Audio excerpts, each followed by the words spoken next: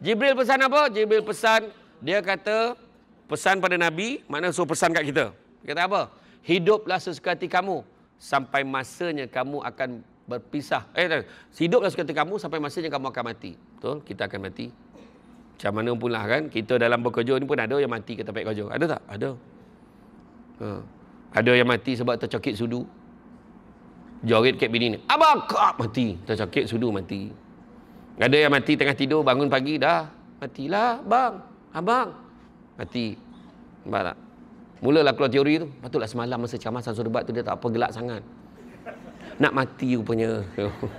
Macam-macam ni teori korang. Aku dah cakap jangan ambil gambar bertiga. Seorang tu pula.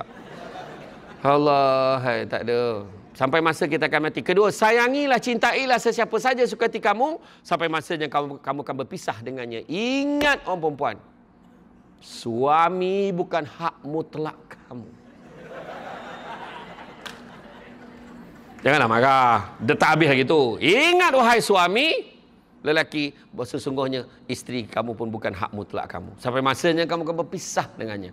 Tak bercerai hidup, bercerai mati. Itu dia.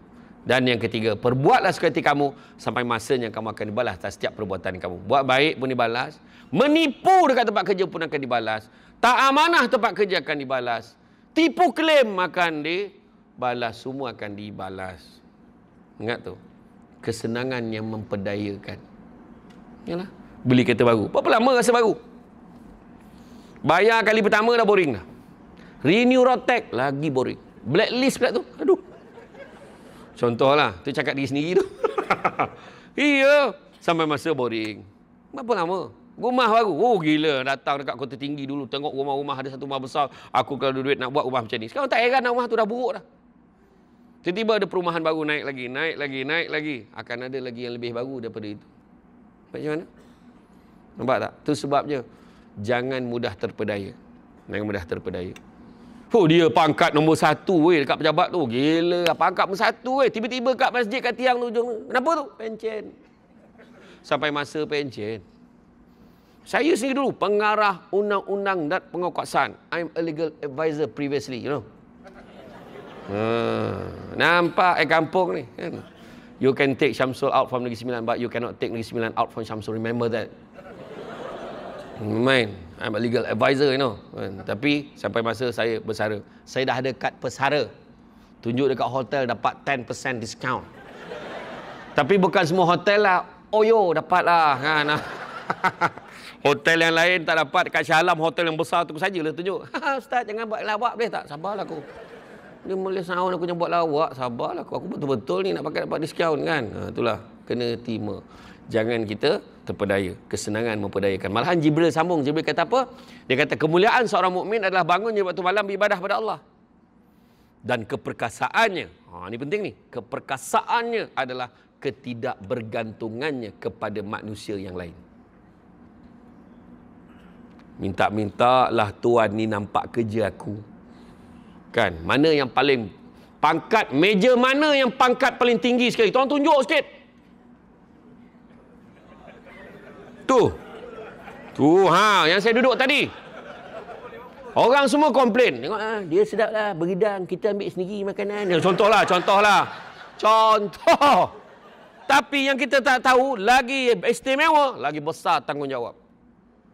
Kita ambil sendiri, kita ditambah berapa banyak kau nak ambil. Dia berat je. Tanggungjawab besar tu sebab saya cepat naik atas.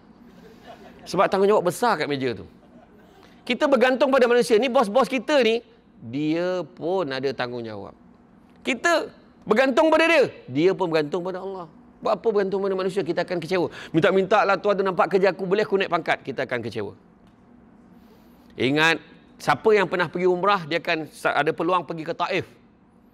Siapa pergi Taif, dia akan singgah satu masjid namanya Masjid Abdullah Ibnu Abbas.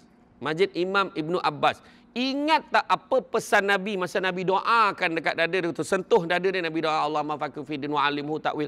Salah satu doa yang mendatangkan kesan pada saya lah. Di hujung doa tu Nabi sebut apa? Kalau satu dunia ni berhimpun nak bagi keberuntungan kepada kamu, nescaya kamu tidak akan mendapatkannya melainkan sekadar yang Tuhan dah tentukan untuk kamu. Kau bodeklah dia sampai ke lantai pun. Kau takkan dapat kalau Allah dah tulis bukan kau punya. Dan kalaulah satu dunia ni, Nabi kata, kalau satu dunia ni berhimpun nak memberikan kemudaratan kepada kamu, nescaya kamu tidak akan mendapatkannya, melainkan sekadar yang Tuhan dah tentukan untuk kamu. Jangan takut, kerja je elok-elok. Nampak tak? Bila kita kerja elok-elok, mudah-mudahan Allah balas kita dengan yang terbaik. Tengok prinsip ihsan. Bila bekerja kena ada prinsip ihsan. Kerja elok-elok ni. Kan? Results matter. Kerja elok-elok. Kerja elok-elok. Dapatkan yang terbaik. Betul. Kan? Walaupun tak ada bos. Ni ada bos pun kerja kau mana. Bila bos tak ada. Bila tak ada supervisor. Bila tak ada yang mantau kerja kita. Let lu bos tak ada. Kan? Benda tu saya dah cek dah berlaku ke banyak tempat kecuali pref camp ni. Kena cover saja, takut tak panggil lagi. Kan? Kerja elok. Dia macam prinsip ihsan. Contoh orang perempuan. Lelaki diam tau. Saya tanya orang perempuannya. Orang perempuan naik kereta, nampak traffic light, ada countdown. Traffic light tu 130 saat lagi. 129, 128, 127, 126. Tak ada satu umat pun dekat situ pada ketika itu. Jam 12 tengah malam. Dan tak ada CCTV. Saya nak tanya, apa yang akan orang perempuan lakukan? Jalan, berkata. Itu beza dengan lelaki. Lelaki akan tunggu sambil zikir, ingat Allah, ya Allahu Akbar. Weh lelaki, kau tepuk kenapa aku sindir tu? Masa tu orang perempuan memarah. Tak penat ke jadi munafik? Dia kata macam tu. Tak, itulah maksud dia. Maksud dia, walaupun ada orang ke tak ada orang, kita tetap ikut peraturan. Kita tetap buat kerja sesungguh. The do and the don'ts tu kita patuh. Iya. Nampak tak? Macam kita nampak kan kat restoran mamak tu, tengok tak pekerja. Okay. Duduk pun tidak ni.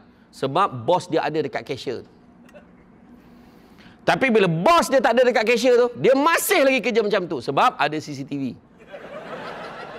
Itu maksud ihsan. Dia tak nampak bos je, tapi dia yakin bos tu nampak dia. Macam tu lah. Allah ada CCTV yang maha hebat untuk tengok kerja kita. Nampak tak? Iya. Itu sebab kita kena faham konsep ni. Jadi sebab kerja kena kerja elok-elok. Macam tadilah Nabi pesan, Allah sangat suka hamba-Nya kalau melakukan satu amal pekerjaan, dilakukan dengan baik, teliti dan sempurna. Kita sekarang berada pada zaman yang sangat kritikal, zaman yang sangat meruncing. Kita berada di penghujung zaman. Banyak sangat tanda-tanda. Nabi kata apa? Tanda-tanda akhir zaman antaranya apa? Antaranya, Nabi kata, seorang ibu melahirkan tuannya. Ada dah. Banyak kan? Dia bagi mak dia jaga anak dia. Tak apalah bagi jaga anak. Satu dia sound mak dia. Kan saya dah bagi gaji bulan ni. Ambil je lah. Mak bising kenapa? Jaga je lah. Wah, dia sound mak dia macam tu. Sedangkan mak ni tolong jaga. Yang upah kita bagi tu tak boleh cover pun apa mak kita buat untuk anak kita. Terima kasih mak ni, tanda terima kasih. Saya tahu tak cukup pun. Macam mana pun saya bayar mak tak pernah cukup. Macam tu cakap. Nampak tak? Antara tanda akhir zaman. Kan? Lepas tu urusan umum diberikan pada mereka yang bodoh. Banyak betul orang bodoh hari ni pegang jawatan. Bodoh betul. Bukan sikit-sikit bodohnya. Banyak. Saya tak sebut Malaysia ni. Mana dah tak tahulah mana. Betul. Berleluasanya al-harj, Nabi kata. Berleluasanya pembunuhan. Hari-hari. Sikit-sikit bunuh. Sikit-sikit bunuh. Tak puas hati bunuh. Panggil bini masuk bilik hotel. Dekat Batu Gajah. Zap, bunuh bini dia. Bini dia dalam proses nak bercerai dengan dia. Dia bunuh dalam bilik tu. Masalahnya hotel tu aku selalu nginap situ. Aku langsung tak nginap situ dah. Takut dah kena bunuh lah situ. Kan? Ya hari ni bunuh. 3 hari tak balik. Sudah. Mati dah ni. Nampak kan? Sekarang pembunuhan. Tu belum cerita lagi. Lahir-lahir senapang sibuk nak jadi perempuan. Lahir-lahir senapang sibuk nak jadi perempuan. Apa yang kau tak faham? Kan? Berapa ramai tau pergi ke Thailand. Nak buang senapang, buang lato-lato. Dia buang syarat sign exclusion clause tu supaya kalau jadi apa-apa dia tanggungjawab. Berapa ramai yang mati, pendarahan tak berhenti, lepas potong tu. Lepas tu apa buat? Dah mati, longgokkan dengan mayat lain, bakar sekali je. Bayangkan. Saya sebenarnya adalah wanita yang terperangkap dalam tubuh lelaki. Kau bunuh orang, kau tahulah. Tak ada kerja lain. Betul, ada yang macam tu. Ya Allah, macam-macam. Tu sekarang ni kan, tu cabaran ni sekarang ni. Bayanglah lelaki nak kahwin dengan lelaki, perempuan nak kahwin dengan perempuan, legebet ni lah. Kita tak boleh sebut huruf tu, takut kena ban pula live tu. Itu tu. Legebet je saya sebut. Bukan Lady Bird, legebet. Pusat konservasi Bukit Merah yang menjaga orang hutan. Orang hutan pun kemurungan tengok manusia macam tu. Lah, manusia ni dah tak kona, dah jantan betina, weh, kata orang hutan tu. Kalau dia translatekan bahasa isyarat, dia cakap tu lah. Iya, tanda-tanda akhir zaman. Antara lagi tanda akhir zaman, rumah makin besar, orang makin tak ada. Betul? Rumah makin besar, orang makin tak ada. Betul ke tidak? Anak seorang-seorang masuk asrama, seorang masuk universiti. Tiba-tiba nak kahwin lah, nak kahwin lah. Rumah makin besar, orang makin tak ada. Pangkat makin tinggi, akal sihat semakin rendah. Melancong satu dunia, jiran sebelah rumah pun tak kenal. Perubatan semakin canggih, penyakit semakin banyak. Pendapatan semakin meningkat, ketenteraman jiwa semakin kurang. Kualiti ilmu semakin tinggi, kualiti emosi semakin rendah. Jumlah manusia semakin ramai, kemanusiaan semakin kurang. Pengetahuan semakin bagus, kearifan semakin berkurang. Semakin banyak teman di dunia maya, teman sejati makin tak ada. Air minuman semakin banyak jenis, air bersih semakin berkurangan. Air minuman banyak jenis. Extra Joss, tembici, tembikai leci, kopi campur tembikai, bantailah hanya tu kan. Pakai jam tangan mahal tapi tak pernah tepat waktu. Ilmu makin tinggi, adab semakin rendah. Belajar semakin mudah, belajar kat media sosial je. Belajar semakin mudah, guru semakin tidak dihargai. Bila ada penceramah-penceramah, ada pendakwah-pendakwah tertentu ditangkap, habis dibalun semua penceramah macam tu. Yang membalun tu pula, kain pun tak cukup pakai kat badan. Yang membalun tu pula bukannya sasiahnya elok sangat, tapi membantai orang. Biasalah tu saya sebut. Dalam dunia ni macam kita kena faham, tak ada yang sempurna. Manusia pun tak sempurna. Samsul buat sempurna, tak sempurna pun. Ibarat seguni beras tentu ada antahnya. Takkan nak dihumbankan satu guni beras tu. Yang kita buat, kita kena ayak, kena tapi, kena saring. Pilihlah yang baik-baik. Macam tu ya. Nabi pun pesan, jangan kamu pandang siapa yang bercakap, tapi pandang apa yang dia cakap. Itu aja. Nampak tak? Habis dibuat senarai kronologi pencamah-pencamah ni. Kan? Macam-macam. Kemudian teknologi semakin canggih, fitnah dan aib semakin tersebar. Jadi apa yang kena ada? Yang kena ada dalam diri kita, dalam bekerja ni, kehidupan pekerja. Yang pertama, kita kena jujur. Jujur. Jangan menipu. Jangan tipu, jangan pecah amanah, criminal breach of trust, criminal misappropriation, money laundering, macam-macam kesalahan-kesalahan yang kita buat. Jangan tipu klaim. Klaim tidak pernah menambah pendapatan. Klaim hanya cover sebahagian saja yang boleh kita klaim berdasarkan kelayakan kita. Ada yang tipu mileage. Ada mileage pun nak tipu. Tak payahlah. 5 orang pergi kursus yang sama. Bagian kewangan buat query. Kenapa klaim beza-beza? Kenapa dia ni tinggi sangat? Kenapa awak ni rendah sangat? Kita pun marah. Macam duit mak ayah kau. Sebab bukan duit mak ayah dia lah, dia query. Jawablah dengan jujur. Kenapa saya klaim saya tinggi? Saya tak tahu jalan. Dekat roundabout tu je saya pusing 3 kali. Simpang mana yang harus kutuju? Itu sebab klaim saya lebih daripada orang. Agaknya macam tu lah. Kan? Jujur. Yang kedua, amanah. Jaga amanah. Jangan guna harta benda syarikat, organisasi kita untuk tujuan peribadi. Jangan. Apa yang patut kita buat? Sepatutnya kita kena siapkan banyak ni dalam sehari. Kebiasaannya. Tapi kita saja lengah-lengahkan. Tak apalah ni. Sedangkan kita boleh buat lebih. Maka amanah tu dah tak ada. Nampak tu? Jaga amanah kerja kita. Barulah berkat hidup. Jaga amanah. La imana liman la amanatalahu wala dina liman la ahdalahu. Tak beriman orang tak jaga amanahnya. Tak beragama orang tak laksanakan janjinya. Jaga. Jangan guna mesin fotostat pejabat untuk fotostat minit mesyuarat persatuan penduduk. Jangan guna mesin fotostat pejabat untuk fotostat surat beranak anak untuk tujuan sekolah. Tak halal untuk tujuan peribadi. Wah, kat luar kat kedai tu kita boleh bayar je 3 sen, 5 sen. Bayarlah. Selai bayar. Gunakan mesin fotostat atau fotostat selit gaji untuk apply personal loan. Tak ada kena-mengena dengan kerja kita. Itu tujuan peribadi. Kalau benda kecil macam tu kita tak boleh jaga, macam mana nak jaga amanah lebih besar? Macam mana nak duduk dekat meja utama? Faham? Bak kata seorang pemimpin dalam Malaysia ni. Kalau perkara sekecil ini tidak boleh dijaga, bagaimana ingin menjaga negara? Ini contoh macam itulah dia cakap. Kan? Saya teringat satu kisah. Nama dia Husam bin Nuh. Husam bin Nuh ni seorang hamba nama ni Mubarak. Mubarak ni hitam betul. Badui. Berkilat. Metalik. Hitam dia. Masa tu dia cakap, wahai Mubarak, kau tolong jaga ladang buah ni. Aku nak outstation 3 bulan. Dia pergi berdagang 3 bulan. Lepas 3 bulan dia balik. Wahai Mubarak, kau tolong petik 3 biji buah. Kau bawa kat aku. Kau pilih buah yang paling manis sekali. Dia pun bagi. Buah yang pertama, masam. Tak apa. Buah yang kedua, pahit. Buah yang ketiga, tawar. Apa kau jual kau ni Mubarak? 3 bulan aku bagi kau jaga ladang buah ni. Takkan kau tak tahu mana manis, mana masam, mana pahit? Demi Allah, kau pesan kat aku suruh jaga. Kau tak pernah suruh aku rasa. Maknanya tak rasa pun buah-buah tu. Cuba kalau kita. Bukan 3 bulan. 3 hari dia beri peluang jaga ladang musangking. Kau rasa? Mainlah senyap, kebetulan jaga. Mainlah senyap. Main bola prap makan sesama. Agaklah. Nak tunjuk itu maksud amanah. Nampak Jaga amanah kerja kita. Tuan-tuan lebih tahulah dengan tahap lebih besar. Tempat yang besar, orang lain boleh siap dalam tahun, setahun, 2 tahun boleh siap kerja tu. Yang you all kena makan masa sampai 4-5 tahun.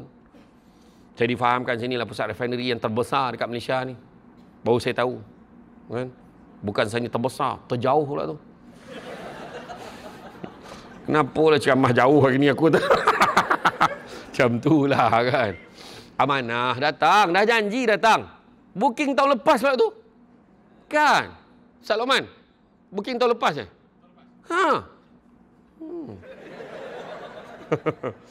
Jadi lagi satu lagi ceramah saya tu sebab saya pergi umrah pun tiap bulan ni. Habis ni kan 19 bulan ni pergi lagi. Pergi dengan syarikat berbeza-beza. Saya pun nak jaga amanah tu. Itu sebab saya tak terikat. Saya tak buka travel sendiri. Tak naklah malas aku bergaduh dengan Arab ni, hotel tak apa benda banyak masalah kan. Lagi satu lagi, kalau saya terikat kontrak dengan mana-mana syarikat travel akan ada isu. Isunya apa? Trip yang aku tak pergi pun dia letak muka aku. Confirm yang saya sudah buat lagi? Confirm. InsyaAllah confirm. Seminggu sebelum, last minute dia tarik diri. Ceramah dia banyak sangat. Tengok tu. Dah aku kena marah. Ya. Bulan 9 tu saya pergi dengan Redha Kemara. Yang ni bulan ni saya akan pergi dengan UK Travel pada Sarawak. Saya pergi dengan Andy Teka. Indonesia dia react video saya yang gelap menangkup tu. Tu dia pergi dengan saya. Lepas tu bulan 11 saya pergi dengan TH Travel. Bulan 12 saya pergi dengan syarikat daripada Singapura. Bulan 1 saya pergi dengan Yugo Travel. Pergi dengan Ajak Shiro. Bulan 2 saya pergi dengan syarikat Redha Kemara sekali lagi. Senang macam tu. Saya tak terikat. Lagi satu saya tak jadi mutawif. Saya jadi peserta. Senang. Betul. Jadi mutawif kan aku bagi taklimat, habis dia tinggalkan travel, dia dengar taklimat aku, tu masalah dia. Kan tu tak boleh kan. Jadi saya tu, lagi satu lagi, saya customkan, siapa pergi dengan saya tu saya customkan package. Masuk Taif dulu. Masuk Taif dulu, kemudian terus buat umrah. Senanglah, pakai baju pun tak adalah lama sangat jaga ihram. Kemudian pada Mekah ke Madinah naik bullet train. Macam itulah. Tu yang saya buat. Dia orang semua ikut setuju baru saya pergi dengan dia orang. Macam tu je lah. Jadi macam itulah, amanah nak kena jaga. Kemudian yang ketiga, jaga hubungan satu. Bila ramai, macam-macam ragam. Kena jaga hubungan satu dengan yang lain. Jangan saling jatuh menjatuhkan. Jangan. Kita semua ni satu tim.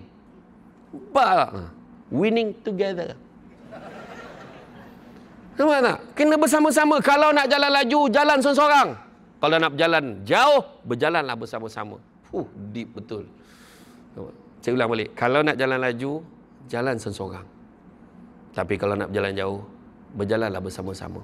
You all boleh bertahan selama ini sebab berjalan bersama-sama. Faham? Yang lambat tepuk tu dia lambat faham. Balik nanti, orang perempuan pegang tangan husband. Abang, kalau abang nak jalan laju, jalan seorang-seorang. Tapi kalau abang nak jalan jauh, kita jalan sesama. Macam tu. Tu pun nak kena ajar. Iya. Tengok kawan-kawan lain, semua melancong pergi UK, pergi UK, Europe, pergi UK. Kita syek-syek, you burn. Ulu bendul. Suami pun kata, biarlah kita berjalan di U-Burn sayang. Yang penting kebersamaan kita. Itu pun aku nak ajar jantan ni. Cakap macam tu. Faham tak? Iya. Nampak Jaga hubungan. Jangan saling jatuh-menjatuhkan.